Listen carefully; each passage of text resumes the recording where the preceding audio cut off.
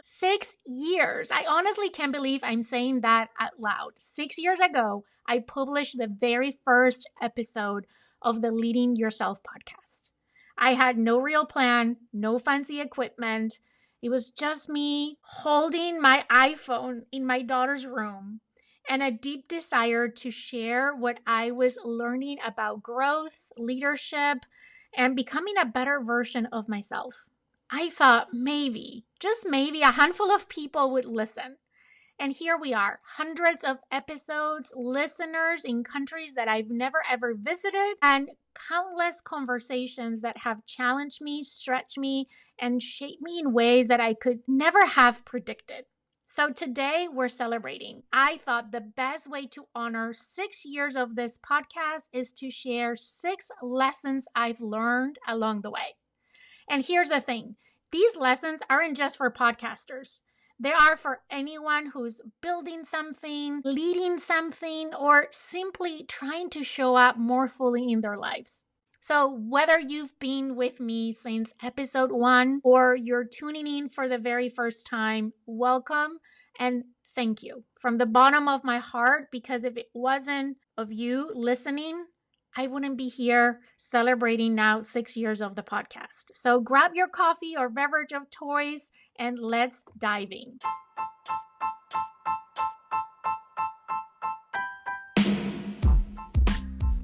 Welcome to the Leading Yourself podcast. This is your host, Carolina de Arriba. I'm an HR professional, coach, wife, mom, and above all things, a goal-getter. In this podcast, we're going to be digging into all things leadership, professional and career development, habits, and relationships. This is a podcast for those who want to become the best version of themselves, those who have big dreams and are willing to embrace the journey and put in the work to achieve them. My goal is to share with you the tools, tips, and tricks to help you in your journey. So let's dig into today's episode. I want to just start by saying thank you. Thank you for being there. Thank you for being a listener of the Leading Yourself podcast. I never thought that what started, again, me holding my phone in my daughter's room and recording that very first episode, feeling so insecure, was gonna be the one thing that I look forward to every single week, which is talk to you through this podcast.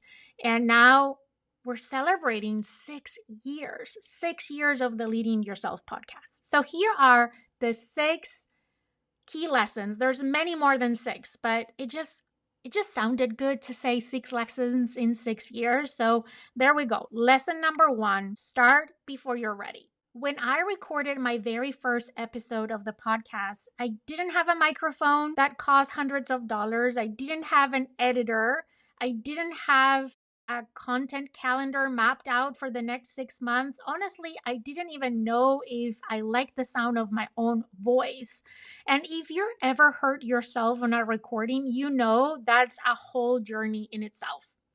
What I did have was an idea, curiosity, and a little voice in my head that said, just start. But even with that voice, I almost didn't.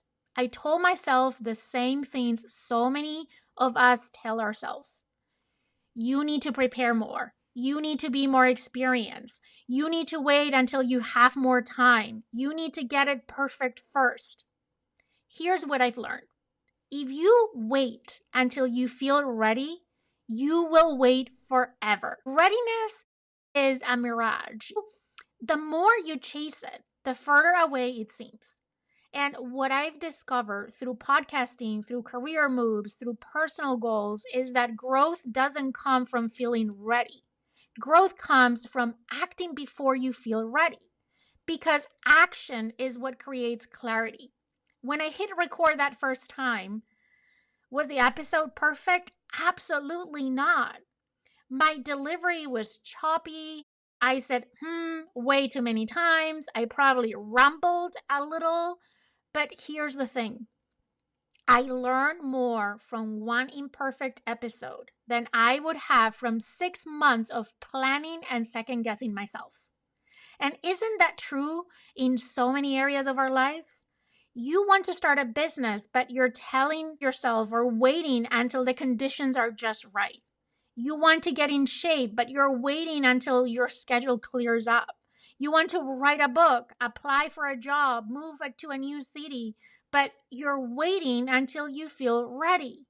Friends, readiness is a decision, not a feeling. Let me repeat that one more time. Readiness is a decision and not a feeling. One of my favorite mantras is start messy, because your first attempt will never be your best attempt, but you can get to your best attempt without that first one. So here's my encouragement to you. Identify the thing you've been putting off because you're not quote unquote ready. And then ask yourself, what's one small, imperfect action I can take today to move forward? And then take it. Because here's the secret. You're always more ready than you think. And the sooner you start, the sooner you will grow. Lesson number 2, consistency beats intensity. When I first started podcasting, I thought every episode had to be this massive production. I'm talking 45 minutes of perfectly crafted content, flawless editing, and a mind-blowing takeaway. Basically, every episode had to be the Super Bowl of podcasting. And guess what? That mindset almost burned me out before I even made it to episode number 10. Because here's what I've learned. Consistency matters so much more than intensity. It's not about going big once in a while. It's about showing up regularly over and over, even when it's not flashy, even when it's not perfect, even when you're not feeling like it. In fact, I have a confession to make. The episodes that have had the biggest impact on our listeners haven't always been the ones that I've spent the most time polishing. Sometimes they're the short, simple, from the heart ones I almost didn't record. But because I kept showing up week after week, those episodes got made and people got impacted as a result. And over time, that consistency built trust with you, with the listeners. You knew you could open your podcast app every Monday and every Sunday now and find something new waiting for you. That's how relationships are built, whether it's with an audience, a team, or even with yourself. This lesson applies everywhere. In health, you don't get to get results from one intense workout. You get them from moving your body regularly. In your career, you don't grow by making one big splash and disappearing. You grow by consistently delivering, learning, and improving. In relationships, trust isn't built in one grand gesture. It's built in the little things you do repeatedly. Now, let me be clear. Intensity does have a place. There are seasons where you push harder, you go deeper, or take on a big project. But if you live at that level all the time, you burn out. The power comes from finding a sustainable rhythm and sticking to it. Podcasting has taught me that you don't have to create everything at once. You just have to take the next step, record the next episode, have the next conversation. Those small actions compound over time into something really meaningful.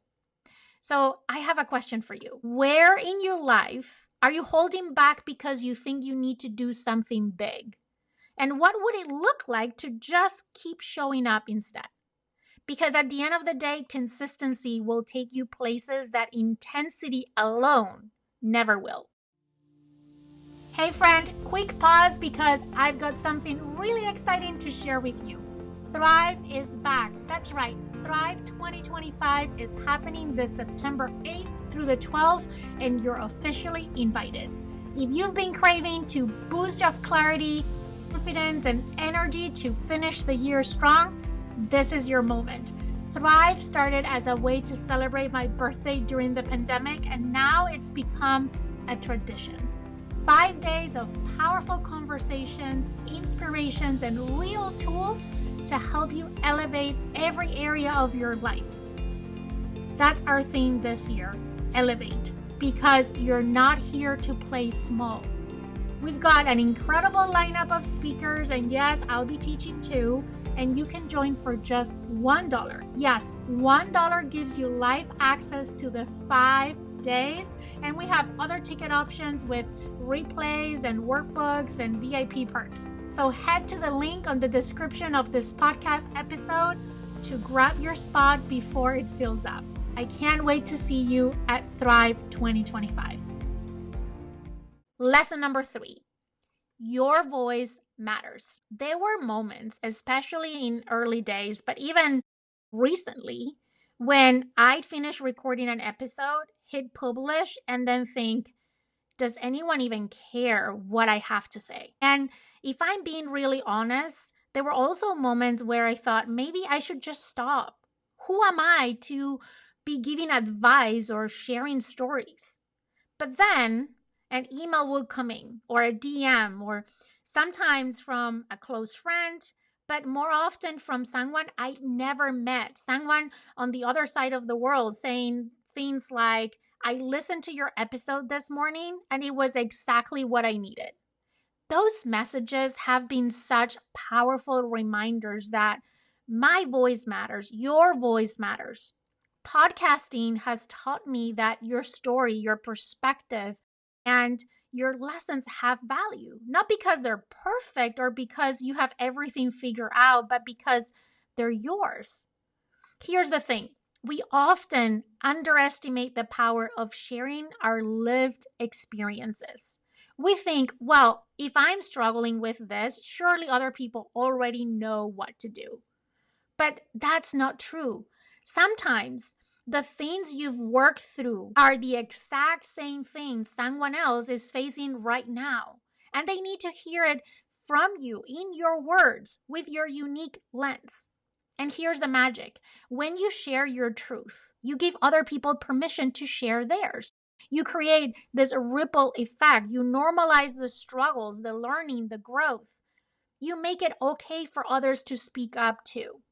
I've come to believe that silence helps no one. The times I've been the most valuable on this podcast, sharing my own fears, mistakes, imperfection attempts, those have been the episodes that connected the deepest. You never know who is listening in their car or their morning walk or late at night, feeling like they're the only one going through something. Your words could be the thing that reminds them they're not alone. And by the way, you don't need to start a podcast to do that. You can do it in so many ways, in how you show up at work and listen to your colleagues, with friends, with your neighbors, in your community. So here's my reminder for you today. If there's something on your heart, an idea, a story, a lesson, share it. Even if you're scared, even if it feels small, even if you think no one is listening. Because you never know whose day, week, or even life could be changed because you're willing to speak up. Lesson number 4. The best conversations are unscripted. Yes, I love a good plan. I'm a planner by nature. I have my questions written down anytime I interview someone, or my bullet points ready for my solo episodes, or my outline like neatly in place before I ever hit record. I do prepare before every podcast episode. I organize my ideas. I write down like what are the things I want to talk about, in which order I want to talk about them. But here's what I've learned in 6 years of podcasting. Some of the most powerful, memorable moments happen when you go completely off script. There have been interviews where a guest started telling a story I wasn't expecting. Maybe it was deeply personal. Maybe it was a moment of humor. Maybe it was something they've never shared publicly before. And in that moment, I had a choice.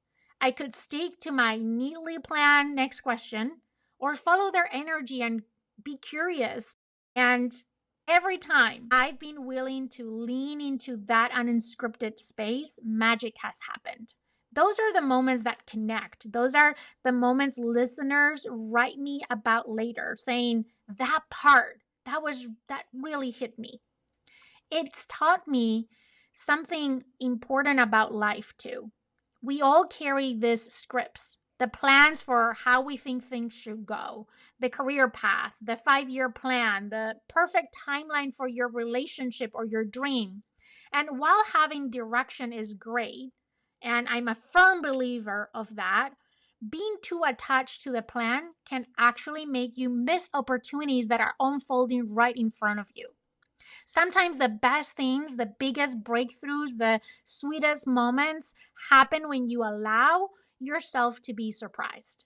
When you let the conversation, the relationship, or the opportunity evolve in a way we couldn't have scripted. I've learned to prepare well, but then to hold my plans loosely, to show up with curiosity instead of control. And honestly, this lesson has made me a better podcaster, but also a better leader and a better friend.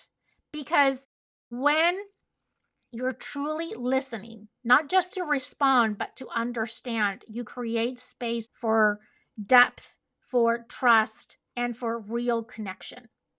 So whether you're recording an episode, having a coffee chat with a friend, or leading a meeting, remember this. The goal is often in the part that you didn't plan. Moving on, lesson number 5.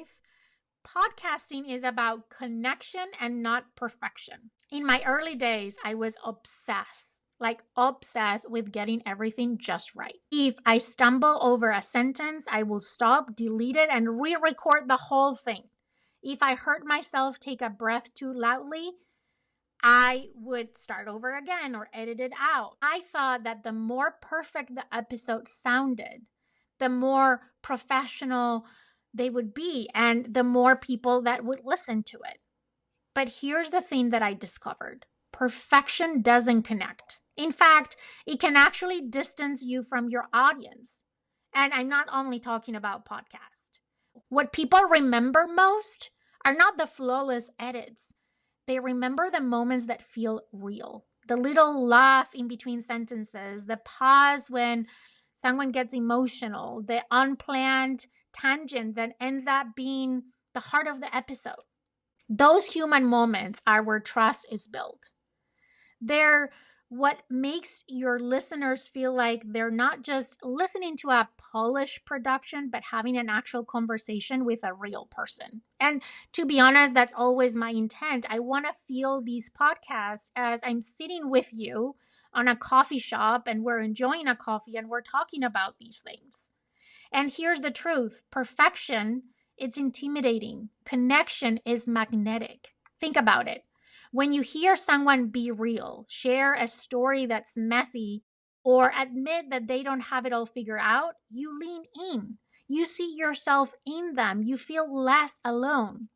I've learned to embrace the human moments, the stumbles, the pauses, the unpolished edges, my totally off pronunciation that my daughter corrects me all the time. Like, Mom, that's not how you say that. But I embrace it because that is who I am. Because when I show up human, when I stumble, when I pause, I mispronounce something, that's where the connection lives.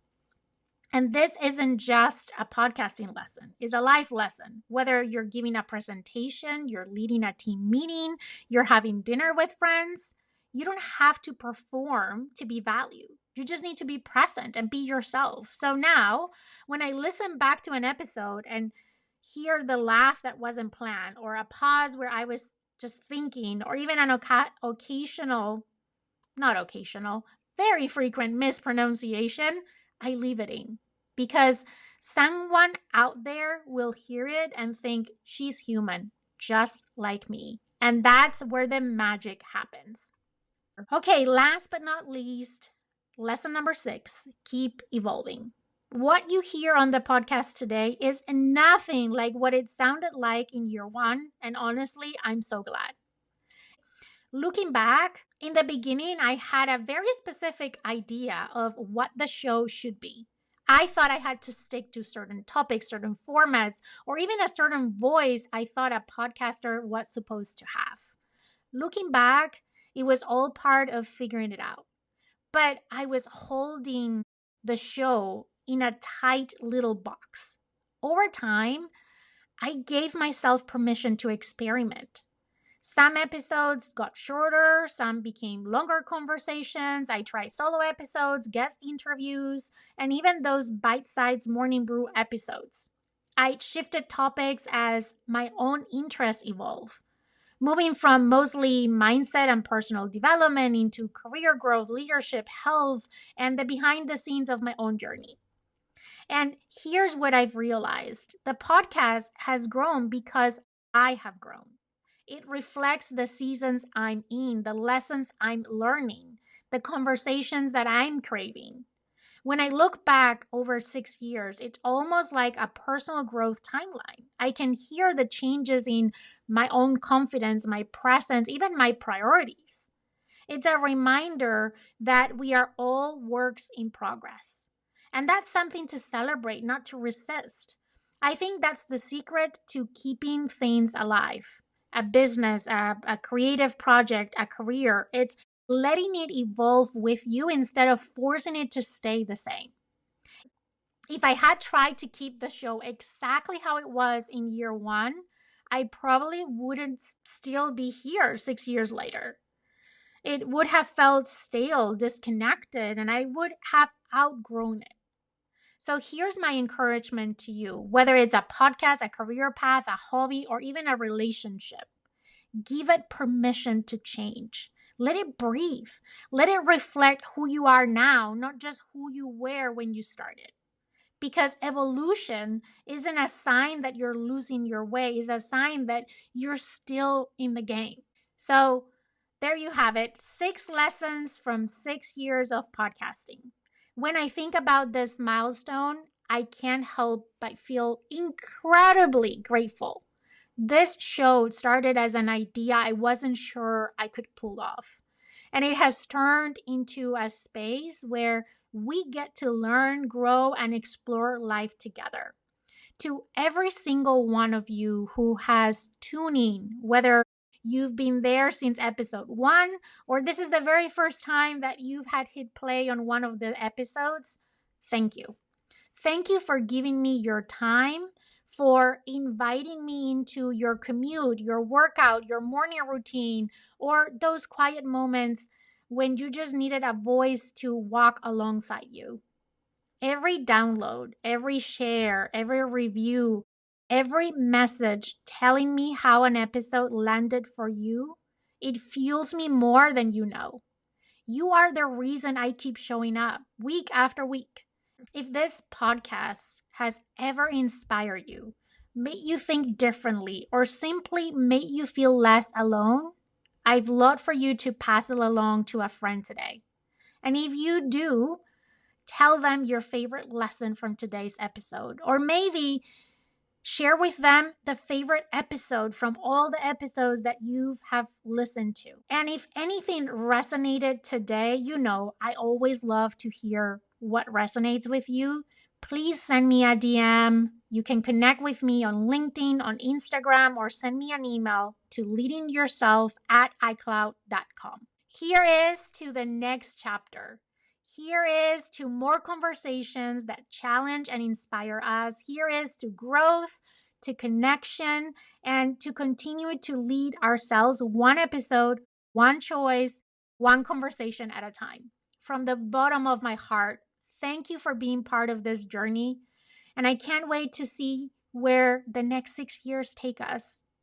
I hope you have an amazing week, and I can't wait to talk to you again next week or next episode here on the Leading Yourself podcast.